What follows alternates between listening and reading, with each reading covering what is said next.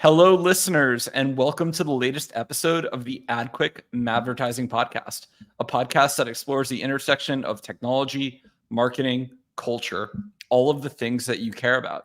Today, we have a special guest. We have Arik Hanson. He is a consultant. He's a marketing teacher and professor. He's an OG blogger in the social media space. He's one of the voices in marketing that you've probably read best practices from about social media without even knowing it. Arik's a great guy all around, known by everyone in the industry. Arik, welcome to the show. Hey, thanks for having me on, Adam. Good to see you again. Good to see you too. And Arik, you live in Minneapolis, where I was there briefly for like 16 months and, we got to hang out in person. How is everything going there? I know you do a lot of work with MIMA, which is the marketing association there. For those who don't know, Minneapolis has a great marketing scene. There's a ton of S&P companies there, Best Buy, Target, 3M. It's a wonderful place if you've never been. We do.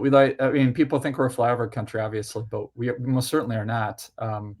I would put our creative community up against almost just about any city in the country. So it's a pretty thriving scene.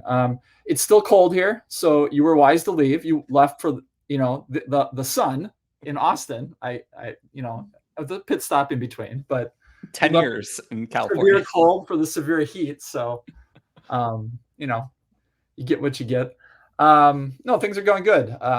Minneapolis is wonderful. I love living here, and work is good. And teaching at Thomas a little bit, and And to your point, I almost think like a lot of the Minneapolis agencies, like they have a good business. They have great relationships with people there. They don't even mind it being called flyover country. It's a pejorative that I think New Yorkers and like people in LA have to use to like justify their high rent prices. And the middle of the country is low key great. Look, I was a coastal elite myself and used to, I've lived on the East Coast and the West Coast.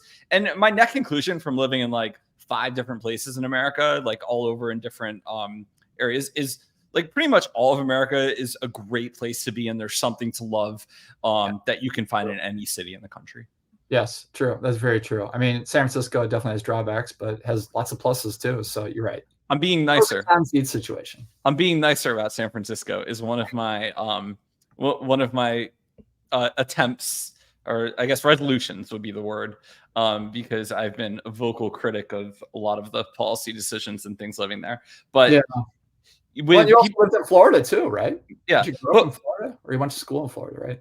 I did. I went to UF. But with people like Gary Tan and others sort of realizing that the tech community and the business community should play a larger part civically, I think that's going to make a big difference. And so you won't have the city fighting the thing that provides them all of the tax revenue and the, influx of people who want to be there. And hopefully they can build and, alleviate the housing situation. But I'm in Texas, where all the policy is good, and we're like lapping California in terms of green energy. So it's a good spot. Good for you. Yeah. I'm glad you're enjoying Austin. Thank you. So Arik, let's get into some questions, because you're such an interesting guy. You have thoughts on a lot of areas, and I know there's a lot of knowledge that you have that will help our users. Most of the people listening to this are advertisers, but they work with PR, they work with social media, they work with comms, if they don't also work in that themselves. So I want to talk social media professionally first. When I left big company Landia and consultant Landia, I haven't done any of those things in a while.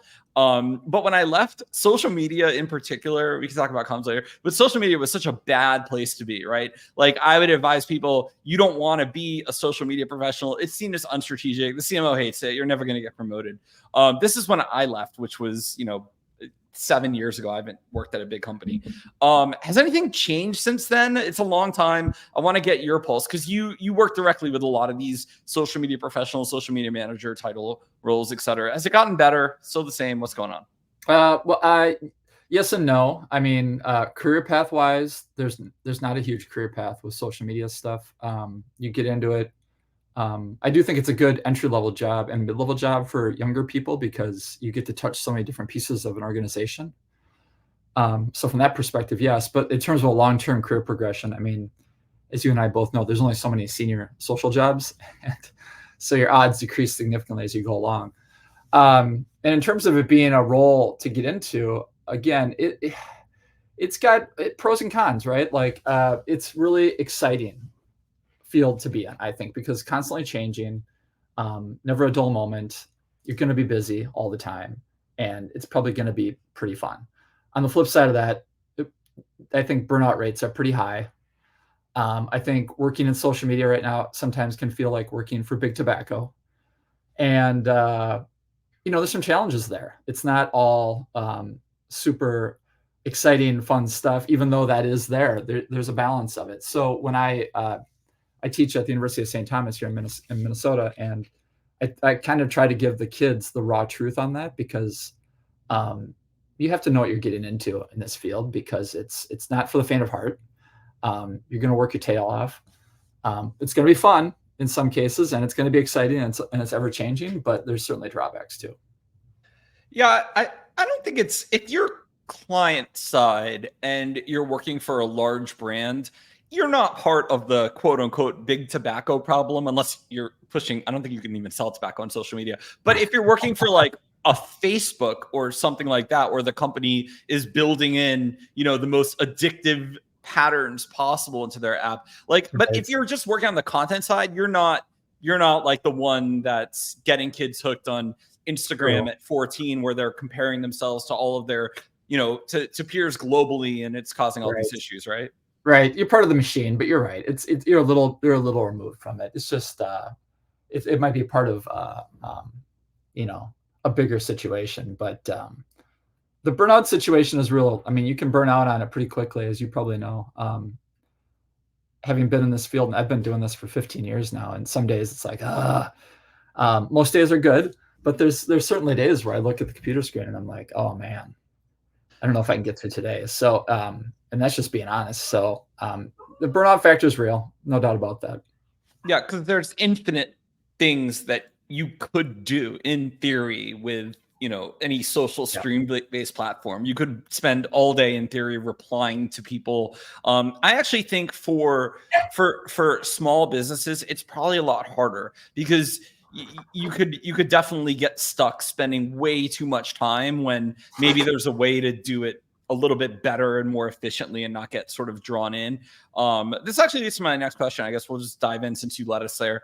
Is small company startup social media versus large enterprise social media is obviously way different. And so can you share a little bit about, well, I guess for large companies, do they mostly have social nailed here? They've got great social CRM tools, they have processes, and it's mostly just small businesses figuring out social? Or is it still a little bit of a pioneer space even for large companies? It's a little bit of both. I don't think, I've worked with a lot of, I mostly work with mid-sized and large companies over the last 15 years.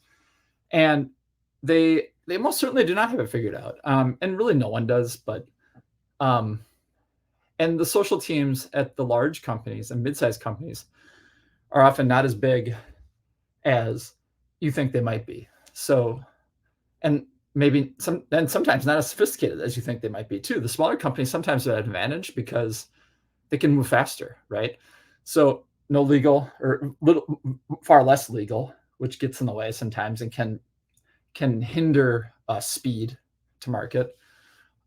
Less approval process, things like that can hurt the larger companies a little bit when it comes to speed to market, which in social matters. It's not everything, but it matters a little bit. And experimentation fits in there too. Like bigger companies are gonna be a little bit more reticent to experiment with social media and push buttons, versus a smaller company will take risks, as much as their social media person will push them. So I think there's pros and cons to both, but the big companies certainly do not have it all figured out, and they're going through the same struggles that everyone else is.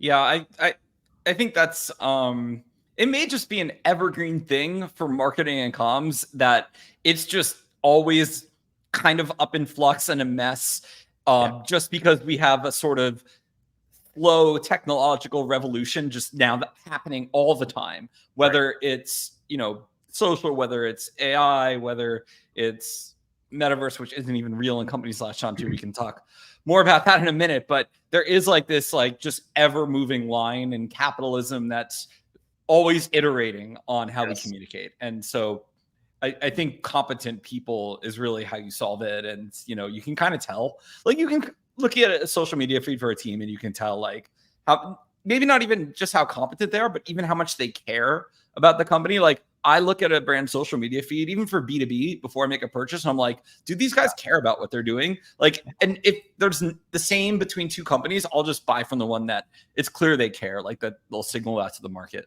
Yeah. Yeah, but you mentioned AI too. Like there's just so much going on. So like to try to keep up with all this stuff, like companies were just starting to figure out, I mean, it seems ridiculous to say this, but just starting to figure out social 14 years later from when it started, really. And then here along comes AI and everyone's like, whoa, whoa, whoa. So I do think there's this overwhelming nature to it that sometimes bogs teams down too.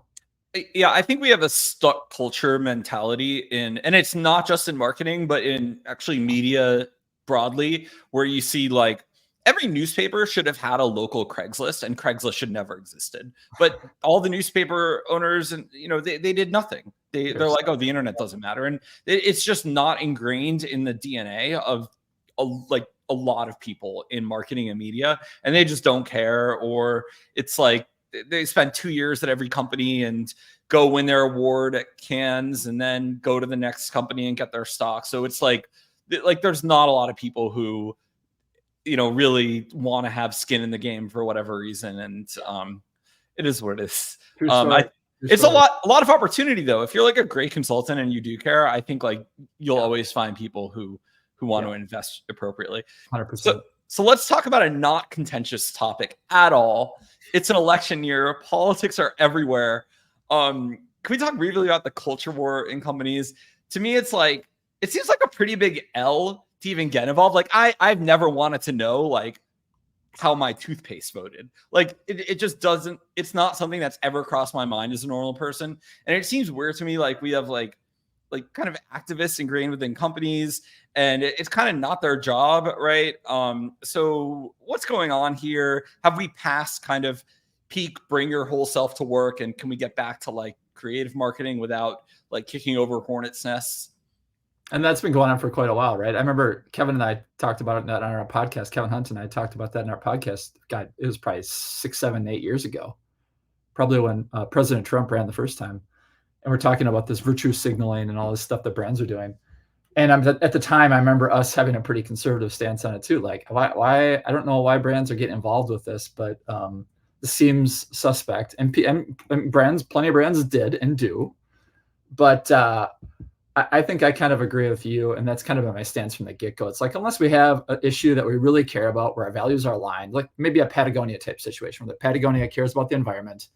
The environment, there was the drilling out west years ago that they cared about when President Trump wanted to drill out there, and they attacked him. And that was pretty aggressive, but that was a good example of a company that was standing by its values.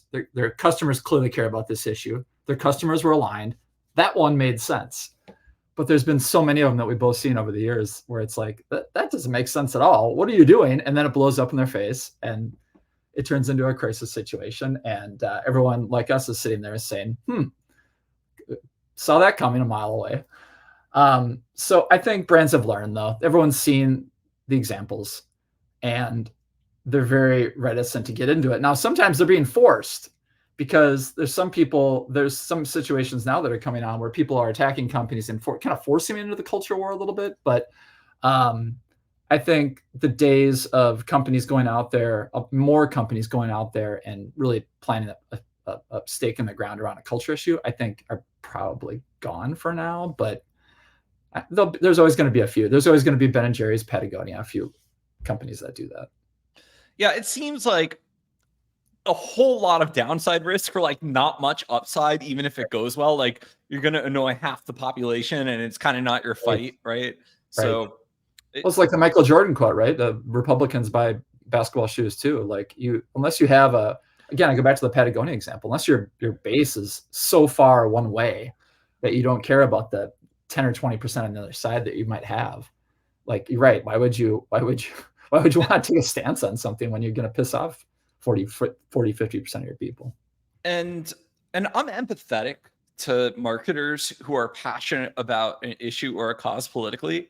And what I would say to them is, instead of staying at your company and pushing it through, like, we have plenty of users who run nonprofits, who campaign for political causes. Like, go work for one of them directly and, work on the issue and not have it be like a 20% project at your company. Because I think it's a little bit selfish. For example, like the Bud Light example, like it was clearly something where, they want to sponsor someone they like. And but at the same time, you're basically putting this large enterprise at risk for not much reward. And what I always said about that, because I heard you talk about it on a previous podcast, is if they did a great ad that was super inclusive, no one would have bat an eye. It was just the execution. And inclusivity is a great message, but you kind of have to think through how you want that message to come across. There's probably 1,000 ways that you could have done it that wouldn't have led to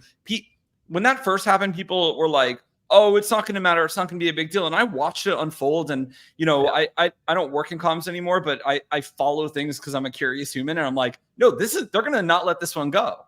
No. And it just seemed like, it just seemed like there was no upside for what they were doing in the first place.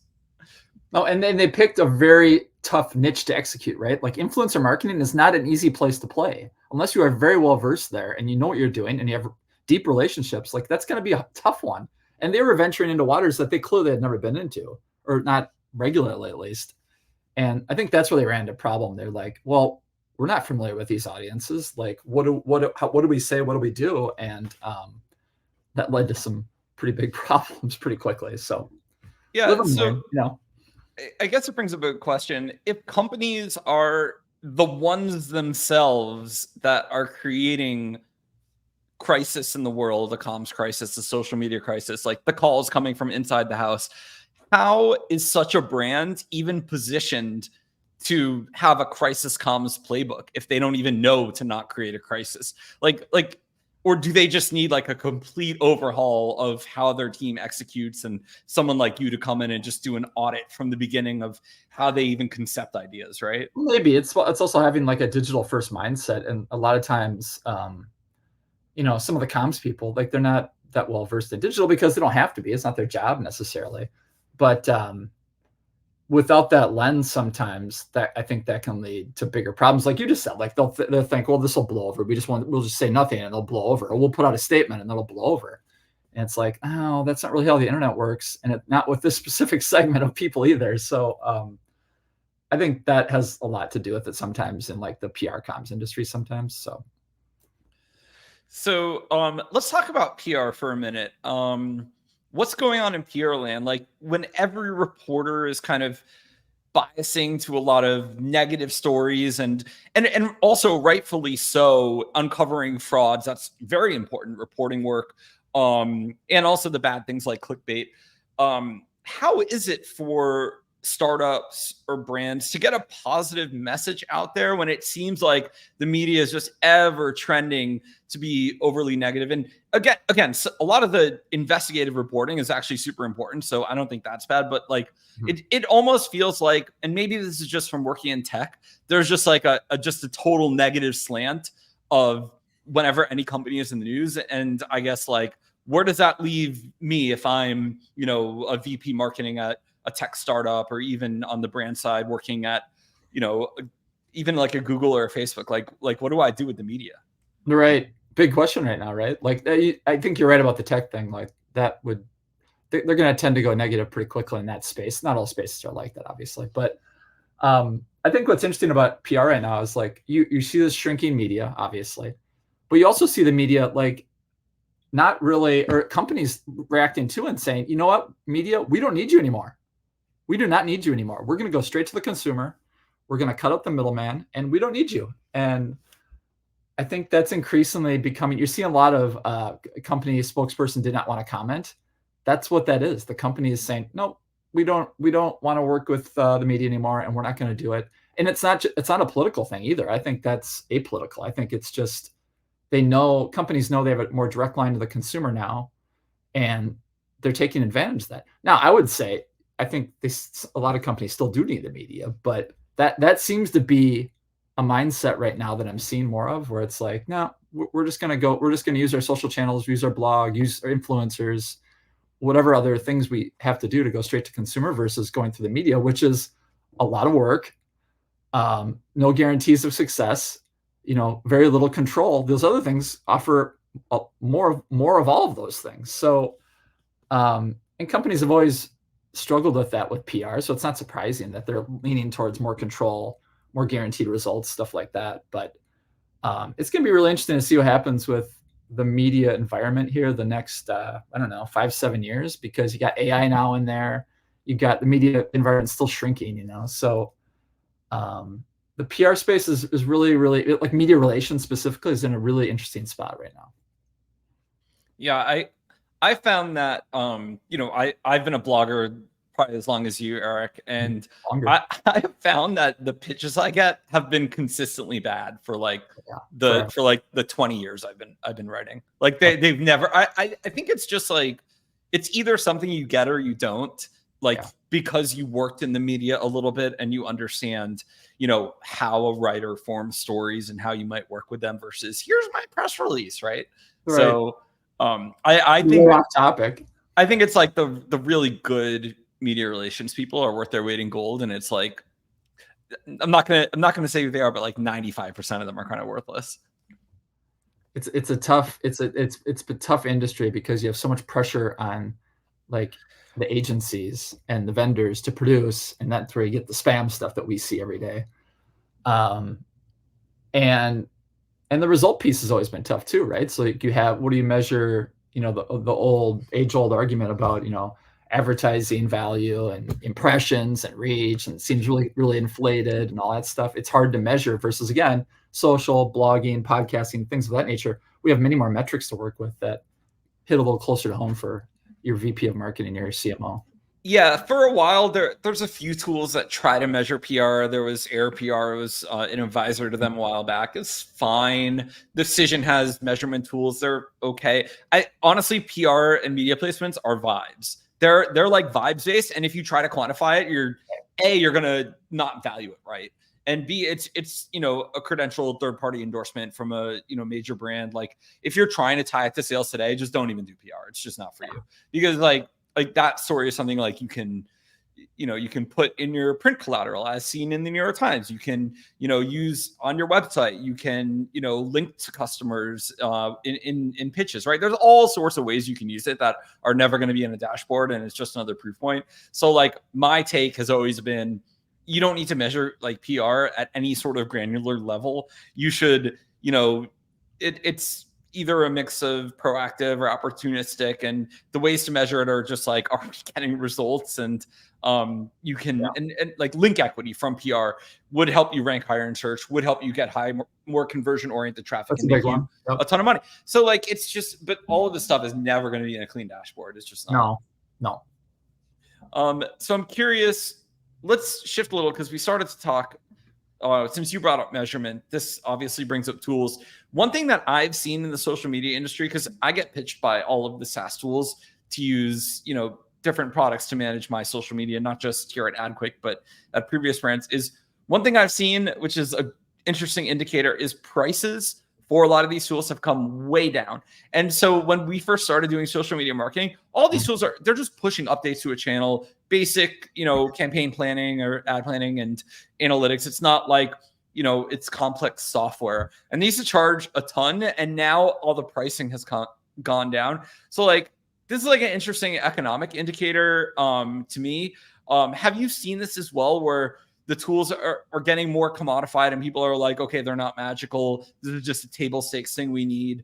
Like what's going on with tools right now? Who do you like? Who don't you like? Any take you have? I think my take on the whole technology tool situation in social, at least, is that we're using them way too much.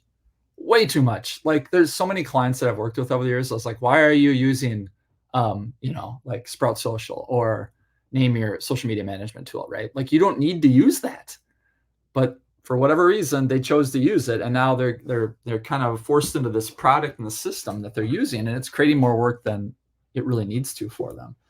I think I read somewhere, it was in a marketing charts survey or some kind of survey I read, where it's like the average marketer now is using the number of tools they use is up to like 17 technology partners or technology tools. I think it's adding a level of complexity to our jobs now that we just don't need, if you really look at it, because a lot of it just doesn't really fix a huge problem.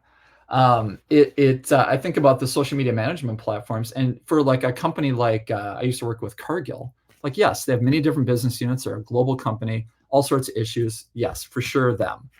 But like your average mid-sized company, usually the answer is like, we don't need to use this stuff. Like, there's certain tools, yes, that make sense to use for more complex issues. But like, as far as like social media management goes and stuff like that, usually the answer is like, you know what? We don't need to use it. I actually love that take. One thing that I've done with my ad tech and martech stack over the years is I've actually used a lot of tools from startups where they've slimmed down the product. So I used to consult for like Marketo and Eloqua back in the day, and used to use these big marketing automation systems. And now I found this cool Y Combinator tool called Loops, and it's like dead simple email marketing. And now I just use that because I'm at a startup and I don't need like a laundry list of features. They've like abstracted away like all of the bloat, and they don't charge me a bunch of money. I don't have account servicing because I don't need that. So I actually really like all like the new gen of tools where they've created them obviously without having so much venture bucks where they need to charge so much money to recoup. And they're just underpricing a lot of what exists out there. So that's another thing I tell a lot of my startup peers is like, look at all of the new products. Cause like you said, Arik, you might not need like, and I actually really like Sprinkler. They're a tool I used at Google for our social media management, but you don't need, account control list to have 5 agencies in there and, managers approving stuff. And, you're not going to schedule out, 2 quarters worth of updates, right? It's just not, it's just never how you're going to work with a team of like 2 or 3 people. Think about the tool you use for your blog, right? You're on Substack now. Think about the tools you used in the past for your blog, right? They were much more complicated. I'm not sure if you use WordPress. I did. WordPress. Very complicated, right? And WordPress was just the most vulnerable tool in the world by product of being the most popular tool in the world. So obviously people are going to figure out exploits. And I'm actually happier having, for a while, I was all about self-hosted everything, which does make sense. You want control of your publishing, but I'm actually okay with, a company like Substack that's independent and, they have plenty of resource, and also they're managing all of the payments for us.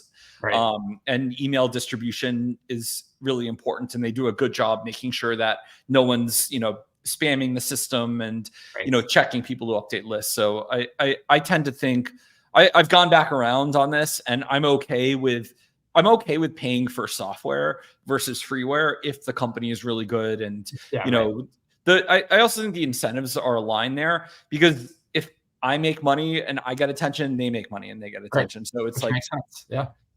Unlike, sorry to say, like LinkedIn and Meta and other social networks where the incentives are not always aligned. And for one example that I'll never shut up about is how every single social media company throttles our hyperlinks.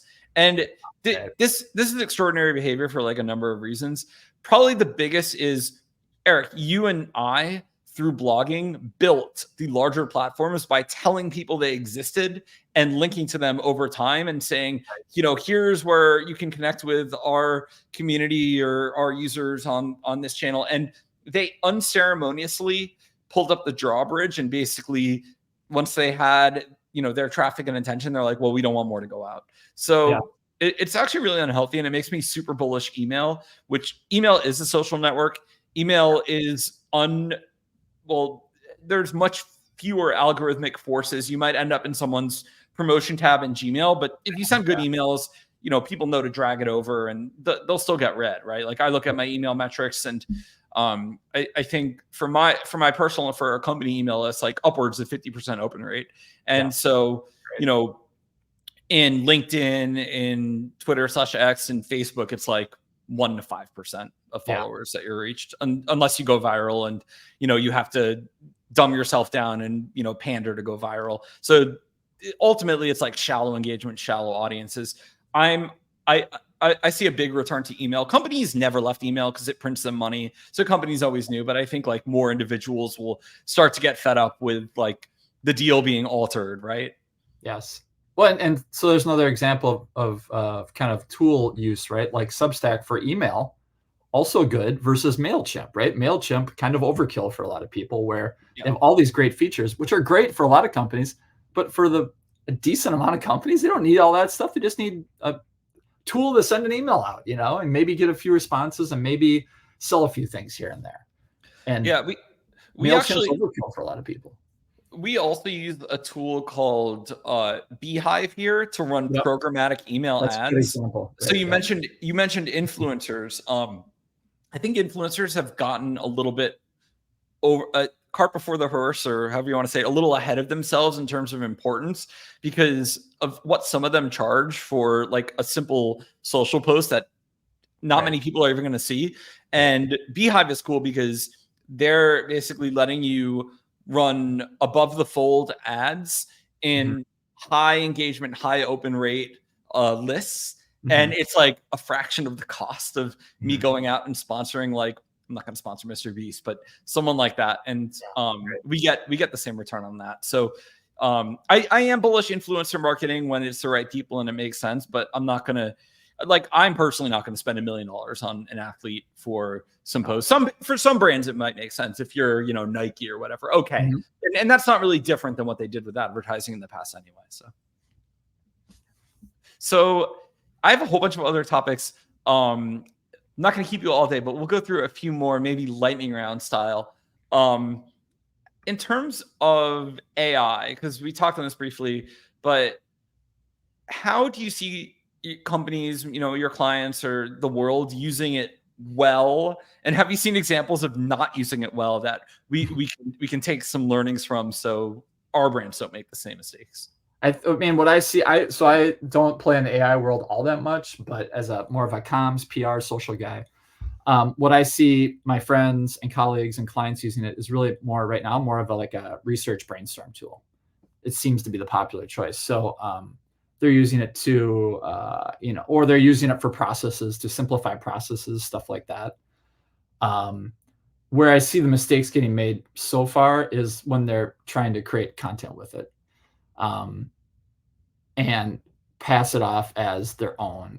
Well, and not pass it off as their own, but like using it to create content, right? Like using it to brainstorm is a little bit different than using it to create like social posts. It really sucks at creating social posts. I don't know if you've played with that, but it's really horrible. And then you see some brands do this. I remember in Australia, the Queensland Symphony Orchestra had this famous post where they had used AI imagery to kind of simulate the view of the orchestra, or people sitting in the orchestra hall, and it was a lot of the orchestra members, and it did the typical AI things where one of the guys sits like 6 fingers, and just wasn't all accurate. But then the employees, the orchestra members themselves, got pissed because it was like, well, I didn't give you permission to use my likeness in AI. Why'd you do that without asking me? So there's all sorts of issues running into there. That's where it gets kind of murky with AI, I think, right now, and that's where you're seeing some of the problems. But in terms of speed to market, improving processes, research and brainstorming, that's where it can be a very powerful tool to use for kind of comms and social teams. Yeah. What's your take on AI taking jobs? Because I feel like it's naive of us to say a tool like AI wouldn't take some jobs. Some people like to say AI won't take your job. Someone who can use AI will take your job. But I think there's a lot of fear in the marketplace, not just in our sector, but in engineering and sales and HR, of basically AI automating away a lot of jobs. And everyone has an interesting take on this. I'm curious what you think, because I'll share what I think next, but I want to hear your thoughts. I'm not going to speak to other industries because I don't work in those industries. So if we stick to ours, I would say yes, it probably will technically take some jobs, whatever that means, in the future. But I still don't think it's going to be a huge number. I still think the human brain is going to outpace AI. I still think companies are going to, once this initial wave of interest in AI rolls over, they're still going to rely on human brain power and authenticity and human connectedness versus machine learning for everything. Again, it's going to be good for some things for sure, but I don't think that means it's going to take 50% of any jobs in our industry. I still think our jobs are very human centered, and I don't think. I mean, until we get to matrix stage, I don't think the machines are going to. Well, we might get there soon. Who knows? But I don't think the machines are going to get to that spot anytime soon. I mean, I guess it's a blue sky take that you're saying, look, AI is basically going to leave us to do the human parts of our job.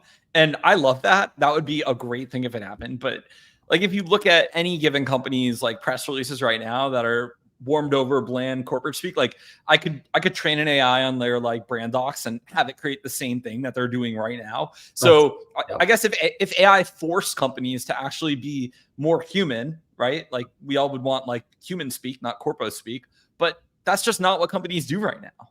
No, that's true. And the press release one is a good example. Like that for sure could be processed driven through AI. And you're right. We don't probably need humans to write those anymore. But I would argue those things are going away anyways. So, you know, tweets their own. But my only hope is so I had a recent example of there's $100 billion finance company that my mother was having issues with, the big financial institution. And I spent 2 hours on customer support with her because she like couldn't figure out how to get through.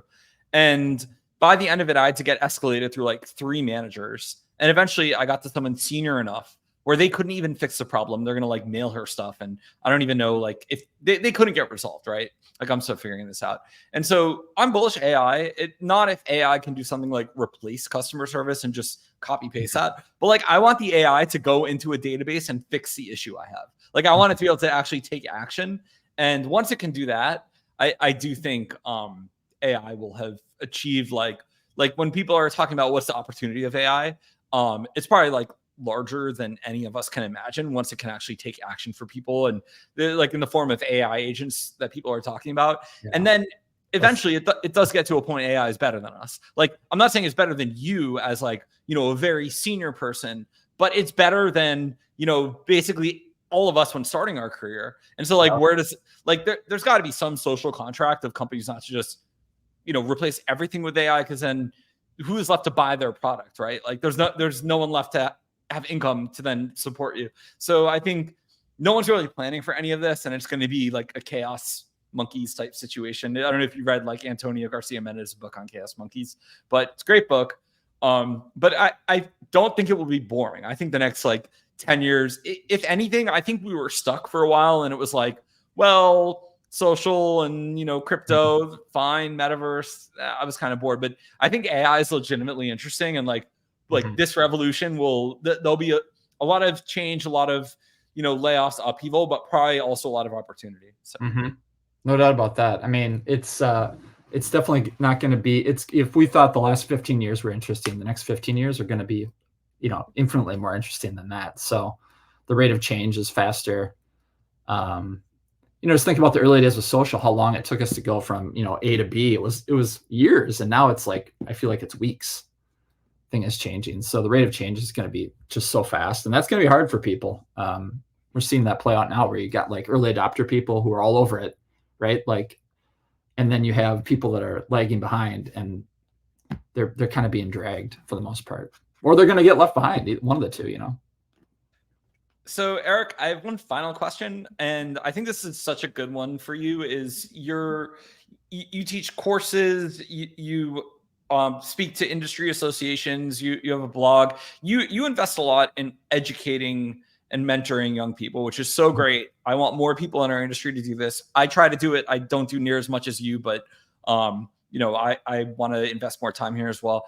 Can you share for more senior decision makers and managers what like some of the things you've learned with, I guess, like Gen Z and young people, and getting them to succeed, to do a great job, to be as passionate, I guess, and care as much about the industry as you do? I think you probably have some good words here for some of our more senior listeners. I think the young people, I can only speak to what I see in class and because I don't really work with young people anymore because I'm a solo and haven't for 15 years. But I see them in class. I see them in different areas. And I think the biggest thing that occurs to me is like, they're not, I think a lot of the stereotypes that have been cast upon like Gen Z have been inaccurate. Like they're not lazy and they don't not want to work. Like a lot of the kids in my class, like they're paying for their own education. They have jobs. They're working their tail off at school. Like they work really hard. But I think the challenge that I see is like, they're one of the first generations come along and said, hey, we grew up as digital natives. I mean, you could argue you grew up as a digital native too, but like they grew up, like literally grew up, like they had an iPad in their hand when they were 5 years old, probably. So they grew up, you're seeing the first generation grow up as digital natives. And that empowers them to think, I know a lot about this stuff when it comes to, in general they do, but like when it applies to business, it's a little bit different, right? So like, that's where they get hung up a little bit. They definitely understand the platforms. They definitely understand how content works. They definitely understand how the internet works. They understand all that stuff backwards and forwards better than me. But when you apply that to how it helps businesses, that's where they need help. And that's where the mentoring can come in. That's where I think people like you and I can really help. Because it's like, okay, because we were 1 foot in each generation people, right? Like we knew what the old world was. And now the new world came. We were like, oh, this is awesome. So we can do both. But these people only know one. So like we have to teach them. I think it's coming upon us as this, older millennials, Gen Xers, some of the boomers, to teach them how some of the basics and how they apply to their world, because their world is digital first, right? Our world was not digital first. That's where the bigger issues come in, really. And they have a hard time because the kids have a hard time with just like basic goal setting, strategies, research, just like basic concepts, but they're really good on anything social digital related when it comes to platforms, content, influencer stuff, any of that stuff. They're very fast and they get it very quickly. They just need that additional business lens over the top of it. That's great advice. And I think that I actually think like Gen Z is super creative at meme making, at video editing. Like Really there's kids that are better at video editing than we'll ever be. Like they've been editing videos on YouTube and TikTok like forever in their formative years. And that's like a real skill. Like I'm actually really excited for a lot of the kids to get into Hollywood and into filmmaking because they're going to do interesting creative things. I think once they get off the, I think they'll even get tired of mobile. Like they're so biased to mobile, but I think everyone gets tired of it eventually. And like, they'll realize having like a theater and a big screen. Like I've even gone back to enjoying theaters, and they'll do super creative things that no one's thought of. So hopefully we get a better era of filmmaking soon. Arik, this has been great catching up. Where can people find and connect with you if they need social media and comms help? This is your chance to plug yourself, your services, anything you want. Yeah, the best way to find me is just arikhanson.com, and it's spelled funny. Arik Hanson, Hanson. You can also find me on LinkedIn. I'm pretty active there. That's really the big place I'm active on. Or you can subscribe to my newsletter at arikhanson.com as well. Awesome. Well, thank you everyone for listening. If you are watching this on YouTube, please like, comment, and subscribe. Still doing the YouTuber thing. For everyone listening to this on Spotify and elsewhere, thanks for joining us on another week, and we will see you next time.